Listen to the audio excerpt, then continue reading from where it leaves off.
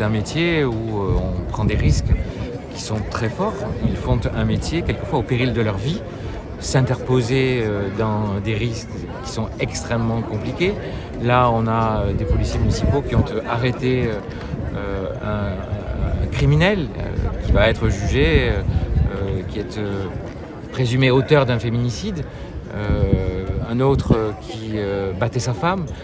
Ils ont réussi à arrêter un chauffard qui faisait une course folle dans la ville et qui aurait pu me tuer des dizaines de Marseillaises et de Marseillais. Et ils le font au péril de leur vie, mais ils le font tous les jours, toutes les nuits, toute l'année. Et moi, je veux qu'on rende hommage à la police municipale. C'est une police municipale comme il n'y en a pas d'autres en France. C'est la seule qui travaille conjointement comme ça avec la police nationale, avec les magistrats, le parquet. C'est une police municipale qui se déploie sur toute la ville.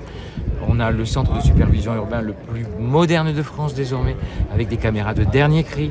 Mais on a aussi une police municipale qui ressemble à la population, qui sait tendre la main, qui apaise des conflits qui, quelquefois, ne serait-ce que par leur présence, s'arrêtent et se calment tout de suite. Et puis ils interviennent quand il faut le faire. Vous avez là des spécialistes des arts martiaux qui sont d'un niveau international. On a des champions internationaux. Vous allez voir cet été la brigade équestre partout. Vous allez les voir, notamment, il va y avoir un poste spécifique sur le Vieux-Port.